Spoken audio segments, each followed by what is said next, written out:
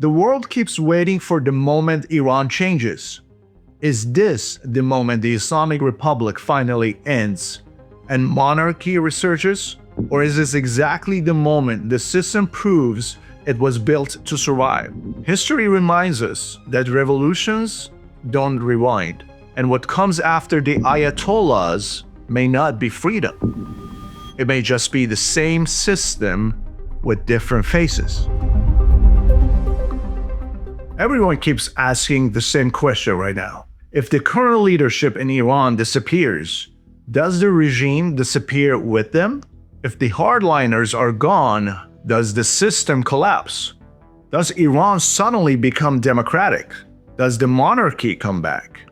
Because when people see old leaders dying, power struggles happening, pressure building from outside, protests inside, the assumption is simple, but there is a hard truth that many of my Iranian friends might not like to hear right now. The system cannot survive without the people who created it. Systems like this are not built around one man, the Ayatollah. They are built to survive the moment when that man is gone. And the real question right now is not whether Iran will change. Iran will change. Every country changes. But the real question is, how much can Iran change without the regime itself disappearing? Because most revolutions don't end when the leaders die. They end when the system stops working. And in Iran, the system was designed from the beginning to survive exactly this moment. So why do people think Iran is on the edge of a complete transformation? Remember, the leadership that built the Islamic Republic is aging. The generation that came out of the revolution is fading. Every time there is a crisis, every time there is unrest, every time there's pressure from outside, people start saying the same thing. This is the beginning of the end. And once that idea starts, it goes further. People say the next leaders will be different, less radical, less ideological, more open to the world. Then the next step in the thinking is even bigger. Maybe the Islamic system itself will disappear.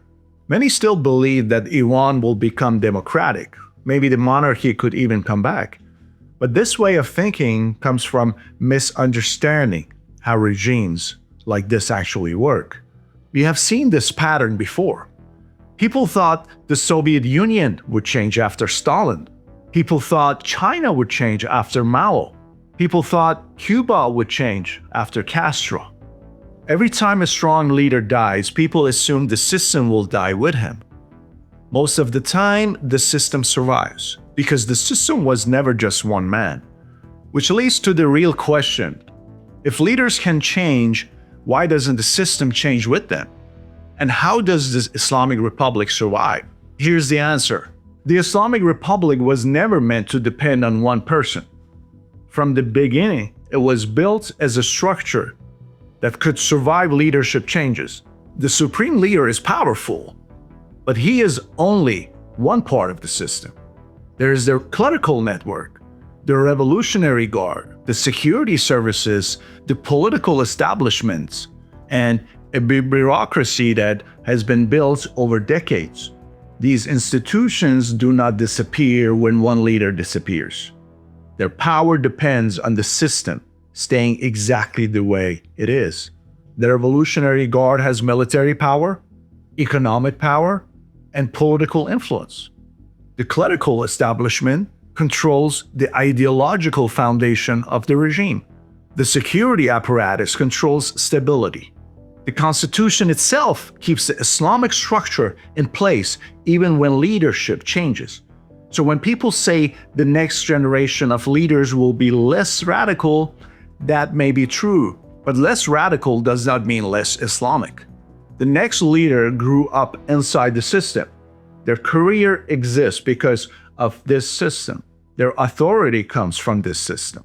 To be fair though, the next leadership may be more pragmatic, more careful, more focused on survival instead of revolution.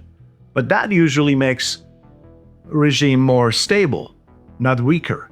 After the revolutionary generation fades, systems often become less emotional, and more controlled. That does not destroy the regime.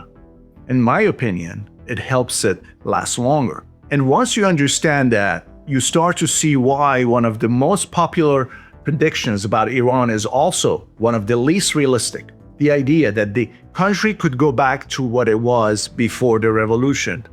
So why won't Iran go back to the Shah's era?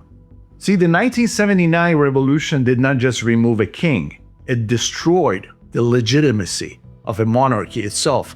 For more than 40 years, the Islamic Republic built its identity on rejecting what existed before. The institutions, the laws, the political system, the education, everything was built on the idea that the old system was finished forever. The people who hold power today built their lives inside the Islamic Republic. The military leadership, the security services, the clerical network, the political class, all of them depend on the current system to keep their position. If the country suddenly went back to a monarchy, most of those people would lose everything. And systems do not allow changes that erase the people who control them. Even the opposition is divided.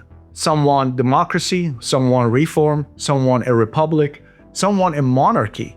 When the alternative is divided, the existing system becomes stronger by default. That is why the most realistic future of Iran is not a return to the past, but an adjustment of the present. The next leader may be less radical, but they will still come from the same structure, in my opinion. The ideology may be softer, but it will still be Islamic. The strategy may change, the tone may change, the priorities may change, but the system will likely remain. Regimes don't disappear when leaders die, they change shape. People see pressure and assume collapse. They see change and assume replacement. But revolutions rarely rewind.